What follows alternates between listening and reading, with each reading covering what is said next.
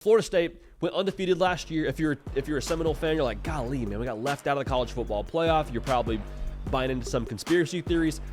Deep breath in, deep breath out. We're not worried about that anymore because we got a new season, and I think this season you have a ton at stake.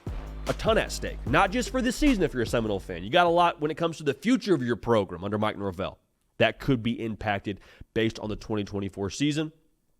Quick plug, though. Make sure you're subscribed right here. If you're watching right now in a full hour-long capacity, we appreciate you.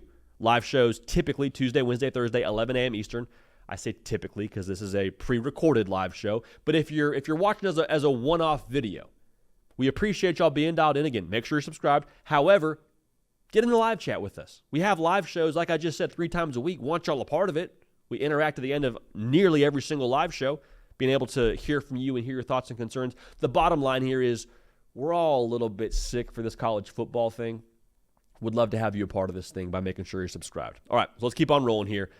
If Florida State is able to have success in 2024, and I'm not just talking about like, oh, they won 8 games, they won 9 games. I'm like, if Florida State goes out and wins the ACC, makes a run of the college football playoff, there is a massive ripple effect that would happen at Florida State from an optics perspective. Like, I think if that happens, this is the year where you solidify the foundation that Mike Norvell has been laying for some time in Tallahassee. Like, whenever you lay down cement, it takes a while for it to dry. If they win, like I just said they would win, that's what would happen. The cement is dry. You're not questioning what Mike Norvell is at Florida State. You're not questioning what they are under his watch. And the reason for that being, there would be so many different pieces that would have come through Tallahassee and had success under Mike Norvell. Like, I'll rephrase that. There's no doubting Mike Norvell and what he's done at Florida State if you win big this year. Last year, you could chalk it up to, they had a lot of returning production. They had Jared Verse, which was a lucky hit, quote unquote, in the transfer portal. That was great for them. They got Braden Fisk.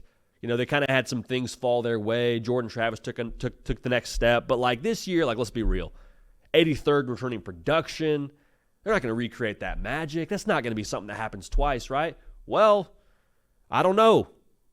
From what I've been able to deduce about Mike Norvell, like, the dude uses the transfer portal as well, if not better than anybody else in college football. And if you win at that level in 2024, like you have the last couple of seasons and like you did last season, the common denominator is Mike Norvell. The common denominator is the guy putting it all together. And so if I'm a recruit, whether it be through the portal especially or at the high school level, I'm not concerned about the future at Florida State of what they're going to be. I'm not concerned about this 1 or 2 year wonder and they catch fire. They had the right guys in the right locker room at the right time and then they had success. No, it's like, okay, the head coach clearly has the right processes in place, has the right culture in place, is doing things the right way behind closed doors to where if I go there, we are going to have success like I've seen Florida State have success over the course of previous years.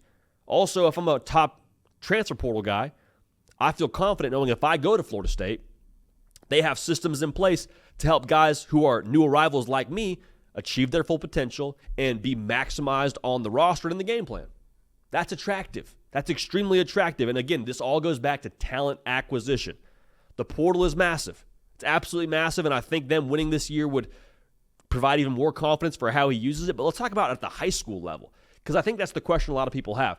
Well, yeah, that's great. They're winning, but can they keep living that way through the portal? Can they continue to have success and a hit rate like they have had through the portal? If they win this year, they may not have to keep having success like that. You're already seeing the jump at the high school level. In 2023, they had the number 22 ranked recruiting class.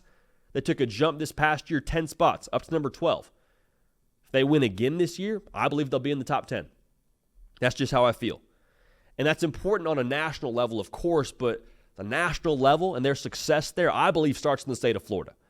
And if you win the state for the 3rd year in a row, you go 6-0 against Florida and Miami, that would, I think, essentially remove any doubt as to who the big dog is in that state. And we've said that before, but I think the way that the returning production stacks up, there's more question marks than maybe you would like if you're a Florida State fan or you're a Florida State lifer to begin with. If you lock down the state and essentially declare yourself as the school of choice over the Miamis, there's been 30 NFL draft picks just this last NFL draft alone from that state. What does that tell you? There's a whole lot of talent in the state. A lot of guys looking to stay home, I believe. And if you decide, hey, we are the school, we are the big dog, come play for us, and you communicate that on the field, you're going to win a lot of ball games.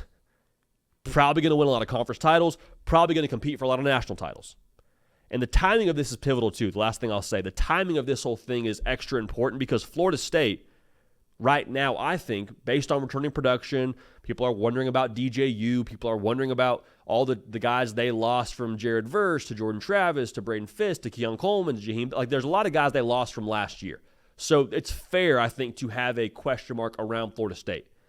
However, look at the other teams in the state. Florida, they're fighting for their lives. It's now or never, it feels like, if you're a Florida fan, for Billy Napier and for that roster. That's dangerous, I think. I'll just say that. There is nothing more dangerous than a team that has their back against the wall like Florida does. Miami, there is a perceived up arrow over there. You got Cam Ward. I've said it many times. I think that roster is good enough to compete for an ACC title. Mario Cristobal has that team trending in the right direction heading into year 3.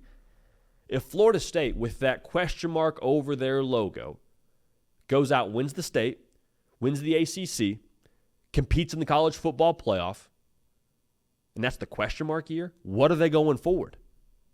Like, how high is the floor at Florida State when in a year where you have 83rd returning production in the country, you still go out and still accomplish all the things you did a season ago when you were the number 1 returning production in the country? Would speak volumes to Florida State, would speak volumes to Mike Norvell, and again, would speak volumes to the future and the trajectory of what they're doing in Tallahassee. If I'm a recruit at any level, I feel a ton of security about where that thing is heading. I feel a ton of security about committing to Mike Norvell. If you got the Jimmies and the Joes, you got what you need. Hey y'all, thanks so much for watching. Subscribe to the channel here to make sure you don't miss an episode of The Hard Count. Also be sure to check out other videos on the On3 YouTube channel.